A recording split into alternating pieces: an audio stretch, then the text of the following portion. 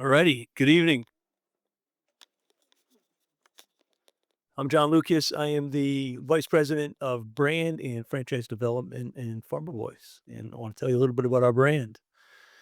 Uh, we are based in Southern California. Our corporate support office is in Riverside. Our density is mainly in the Inland Empire, Los Angeles, and Orange County. We also have a group of stores in Modesto, and we currently have 9 locations in Nevada and 5 locations and rapidly growing in the Arizona market. So total of 108 locations, 28 being corporate and 80 being franchise. And I say that and I stress that because it's always great that you have corporate involvement because you have a skin in the game, right? You feel the same pain that your franchisees feel. So a little bit about us. Our top third goes up to $3 million. Our aggregate AUV is 2.4. What's interesting about that is say, well, how do you drive that, right? Your typical QSR does quite a bit less than that. And the reason we're able to do that is because we're a different brand. If you've ever been to a Farmer Boys, we're kind of a hybrid brand of a QSR and a casual restaurant. Where if you are in our dining room, we bring the food out to you. We clear your table. We pour your coffee. So very similar to a service experience you would have like at a Denny's or an IHOP. We also are able to get food through a drive-through in 7 minutes. We're not quite as fast as the McDonald's or the Wendy's of the world, and we never want to be, because when you roll into the drive-through and you order a ham and cheese omelet, we're literally cracking the eggs as you order it. So everything is made fresh. Nothing is held in a warmer or on a shelf. It's literally made for you the way that you want it. And so we're able to drive a premium because of this.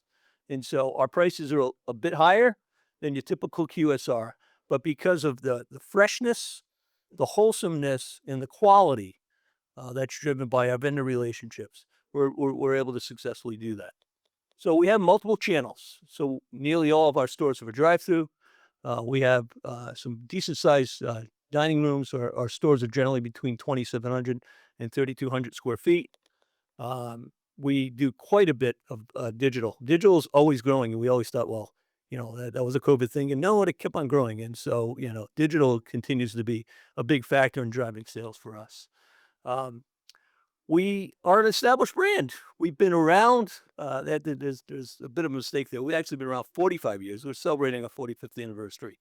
We were founded by 5 brothers that were born and raised on a farm in Greece. And I tease people and I say my work life is kind of like my big Greek wedding. It's kind of the work version, but they're amazing people. And what's amazing about them is they have groomed their sons and daughters to now take over the organization. And so it's very much a family run operation. And I can't tell you how excited I am about that, because there's really no outside meddling that you kind of get sometimes with PE firms being involved, or being a public company. We're very much a family owned and operated. And they also bring to the table something called philoxenia.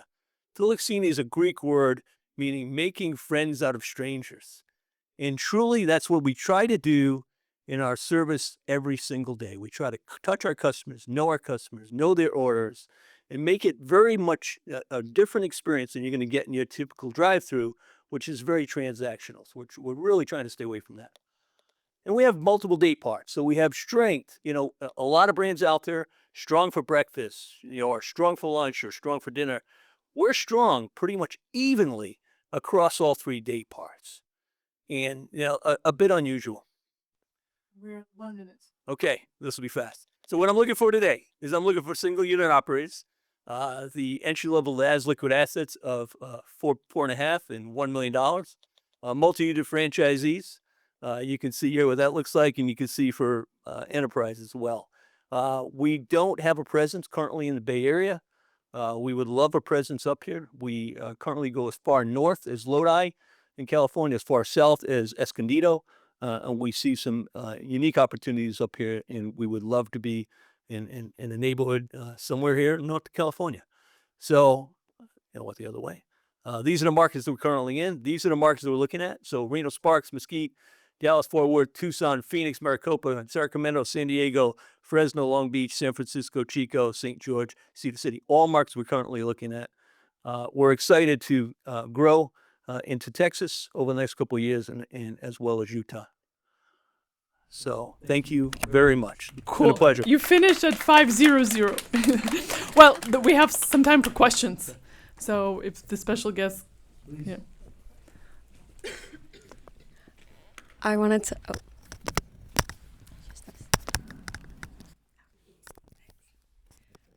Speaking of making strangers into friends, what are some of the most successful strategies when it comes to launching and getting your first 100 to 1,000 customers? That's a great question.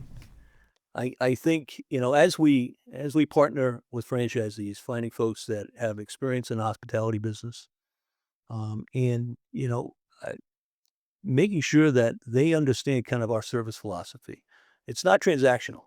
We want you to come back. We want your kids to come in. We want to support their little leagues. We want to be ambassadors in the community. And so as we're out there looking for franchisees, we want to make sure that we're partnering with folks that think the same way. And if they do, and they're doing all that, the rest is all just having great operations and making sure you stay close to it. I think what we do uniquely is we have a very small span of our franchise consultants to franchisees.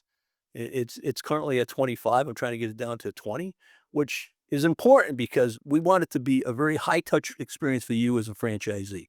I want you to get the support 24/7 from your franchise business consultant, so we can kind of guide you along the way, so you can be successful. Thank you. Thank you.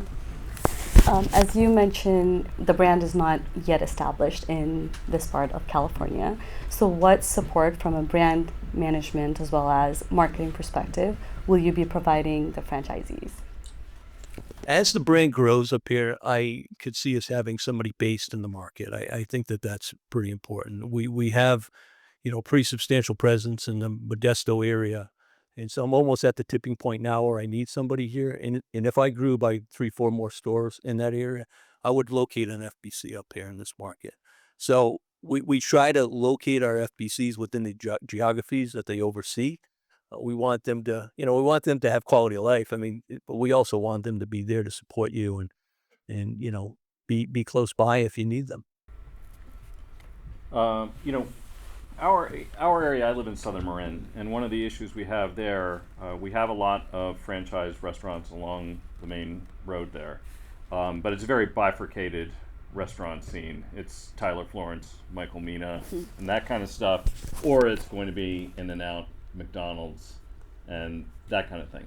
McDonald's increasingly is trying to go to automation. They do almost all drive-through business.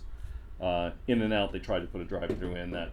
They actually built it, but then Mill Valley basically shut it down, so that was that. Yours is a high-touch business. One of the areas I could see a franchisee really needing some help would be employment, because that's the reason those restaurants look that way. So I'm curious what your thoughts are about that. Yeah, I think that's fair. I think partnering with the franchisee and their multi-unit operators and availing them to all the training that we have and helping them understand kind of how to be a great operator is kind of the first part of it. There's a lot to be said for finding the right franchisee that's going to finding the right franchisee that's going to be able to hire the right people. So we have a number of different vendors that we work with from a software standpoint, and we partner with all the typical vendors that I think you would know. We also avail them to some resources time. on HR. Cool. So we'll let you you'd be guys able to plug take that into. conversation later. Thank you so much, John. Yeah, thank Cool. you.